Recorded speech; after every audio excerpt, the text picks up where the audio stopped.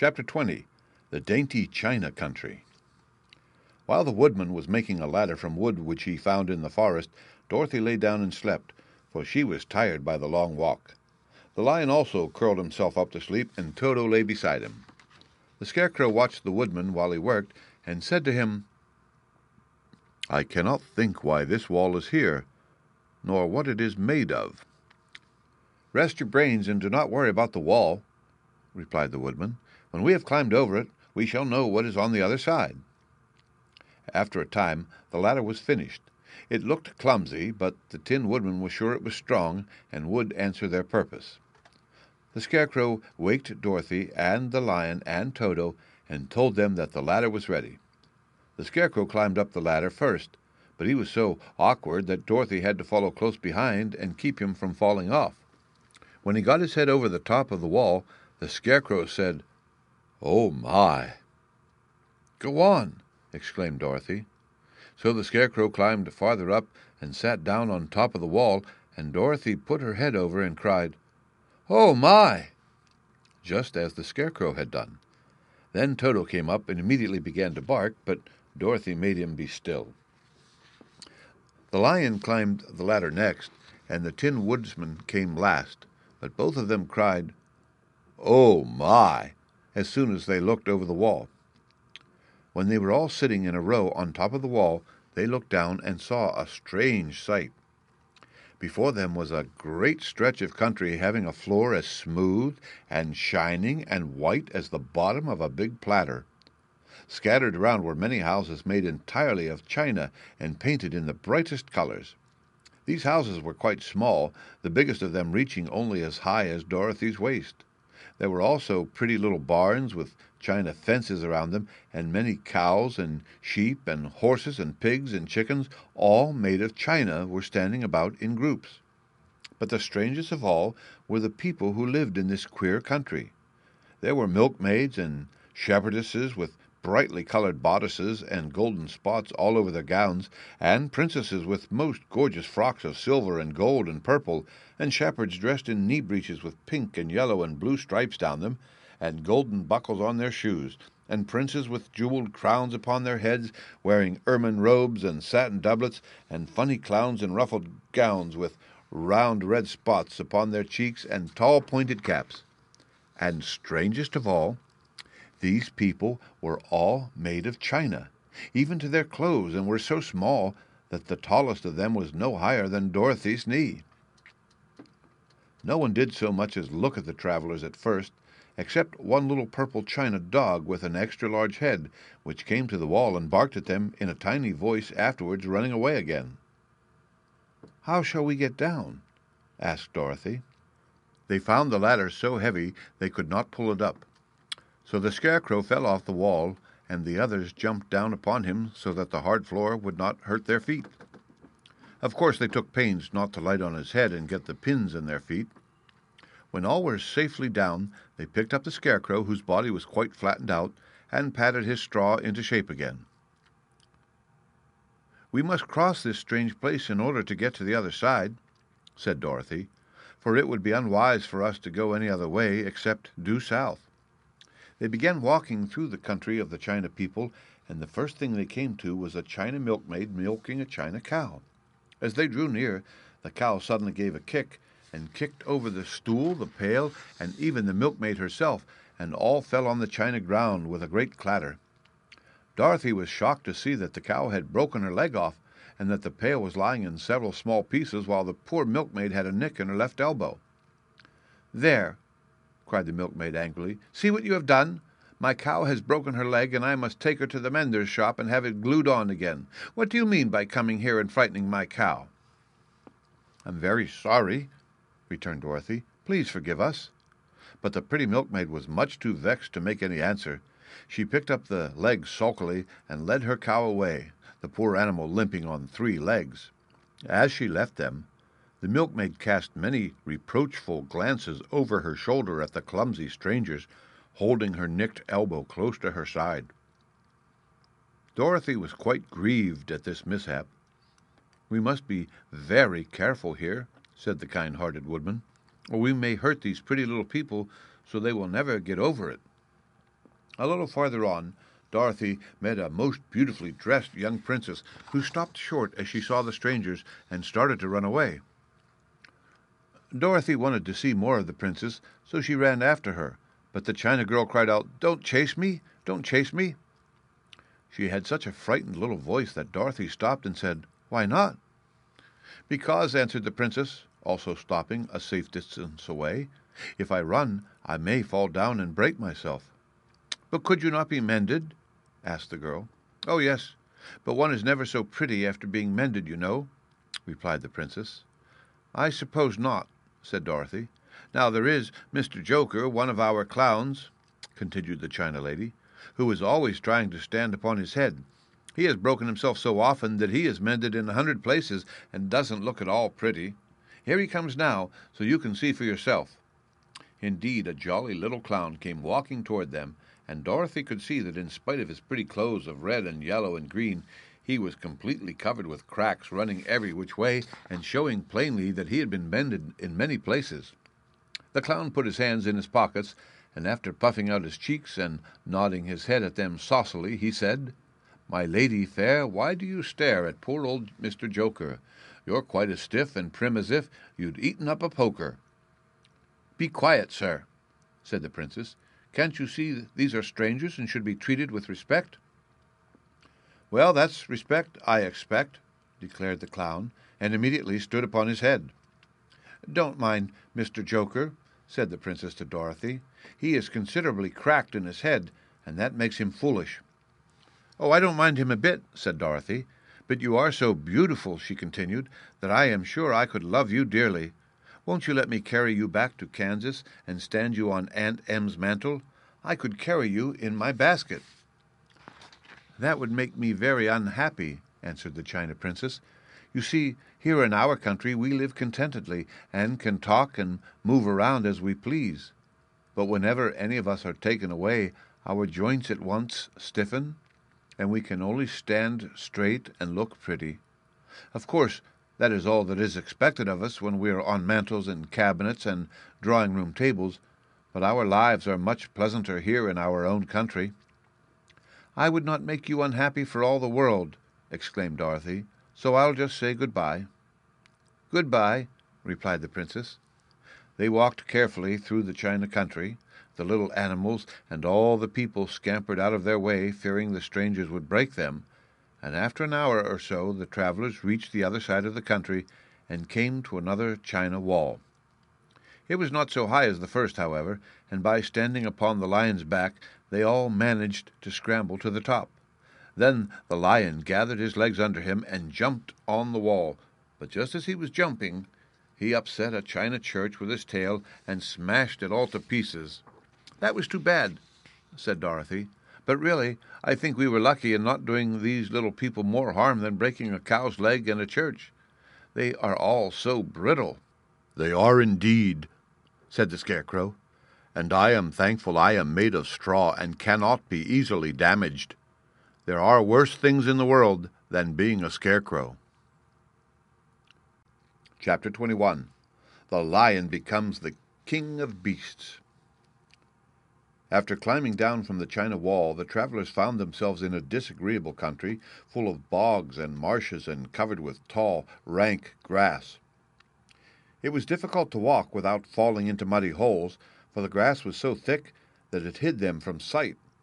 However, by carefully picking their way, they got safely along until they reached solid ground.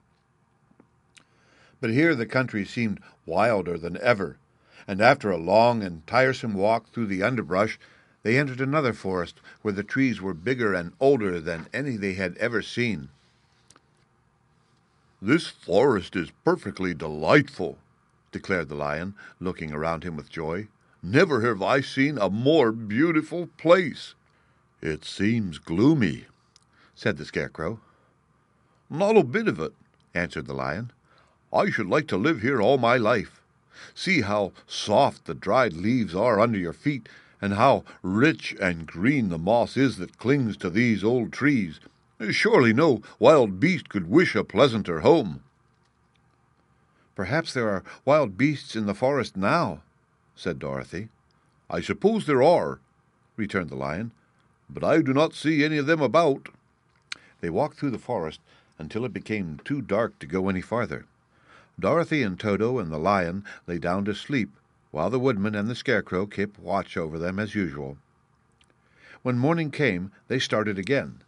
Before they had gone far, they heard a low rumble, as of the growling of many wild animals.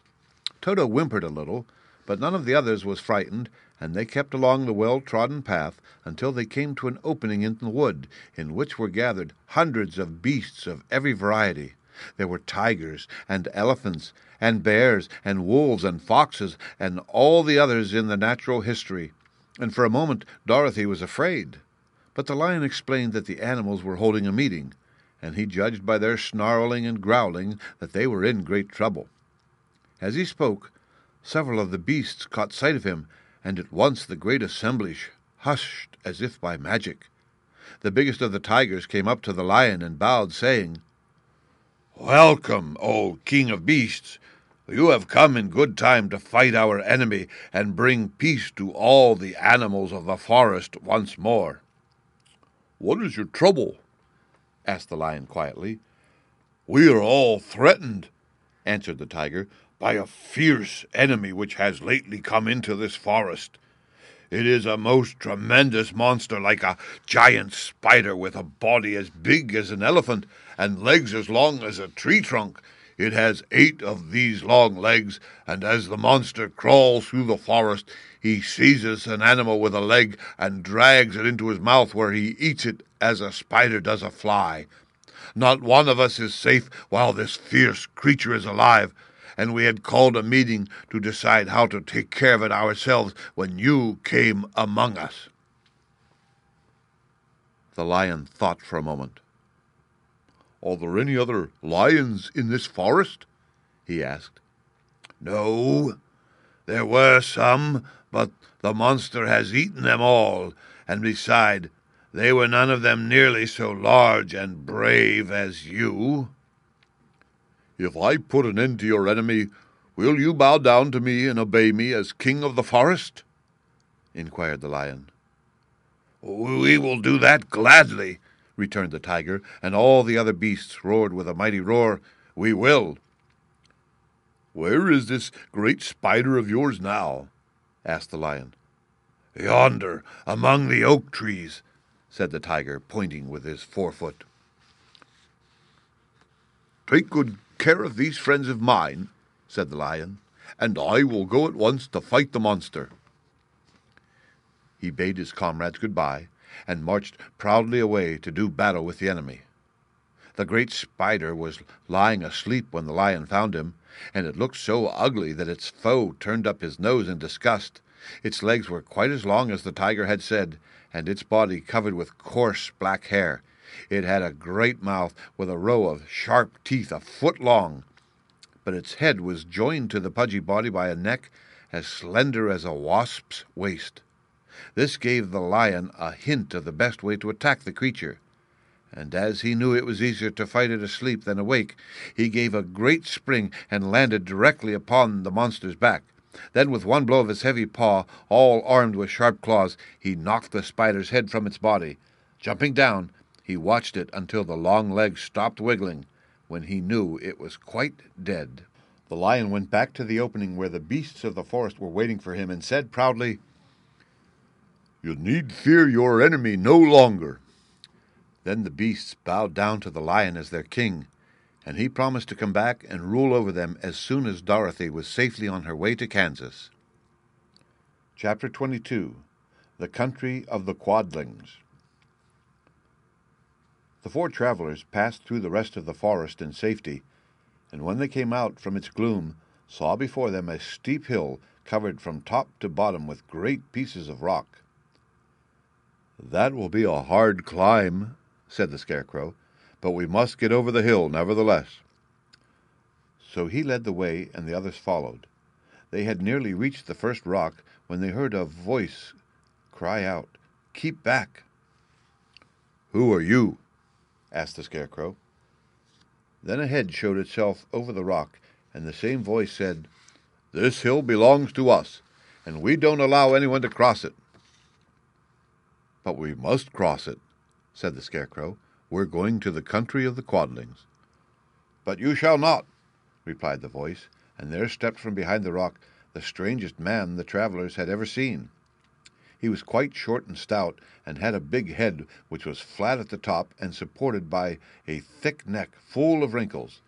But he had no arms at all, and seeing this, the Scarecrow did not fear that so helpless a creature could prevent them from climbing the hill.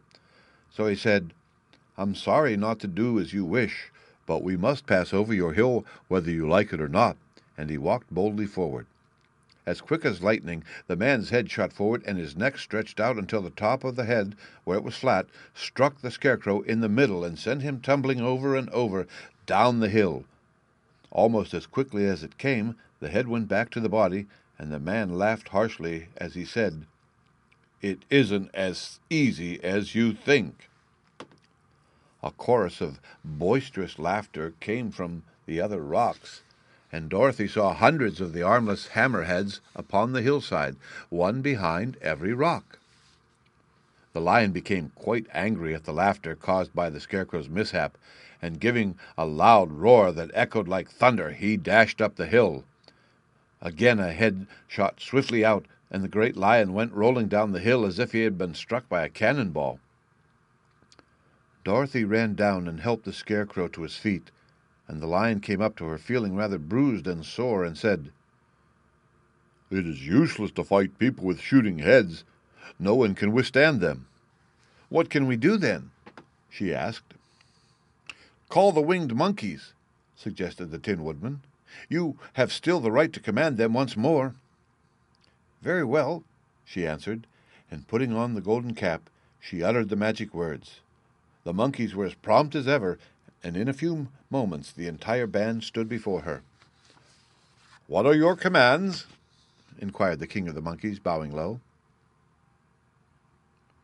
"Carry us over the hill to the country of the Quadlings," answered the girl. "It shall be done," said the king, and at once the wingless monkeys caught the four travelers and Toto up in their arms and flew away with them. As they passed over the hill, the hammerheads yelled with vexation and shot their heads high in the air, but they could not reach the winged monkeys, which carried Dorothy and her comrades safely over the hill and set them down in the beautiful country of the Quadlings. "This is the last time you can summon us," said the leader to Dorothy.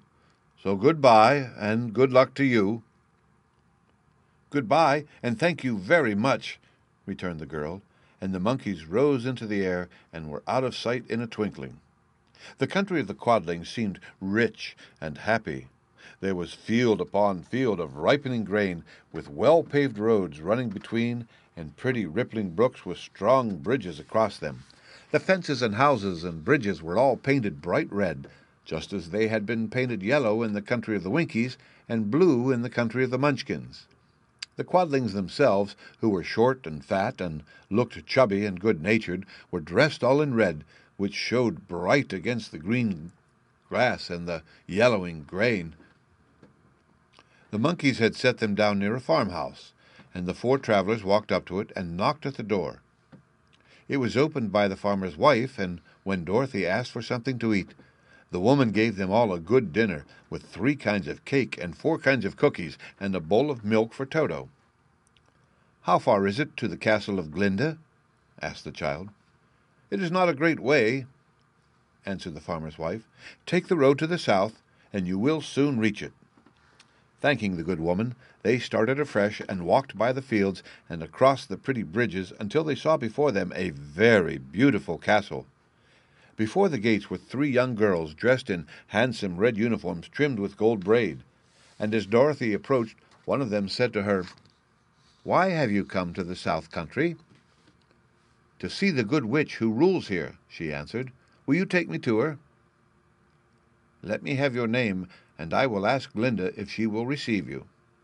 They told who they were, and the girl soldier went into the castle. After a few moments she came back to say that Dorothy and the others were to be admitted at once. Chapter 23. Glinda, the Good Witch, Grants Dorothy's Wish. Before they went to see Glinda, however, they were taken to a room of the castle where Dorothy washed her face and combed her hair, and the lion shook the dust out of his mane, and the Scarecrow patted himself into his best shape, and the Woodman polished his tin and oiled his joints. When they were all quite presentable, they followed the soldier girl into a big room where the witch Glinda sat upon a throne of rubies. She was both beautiful and young to their eyes.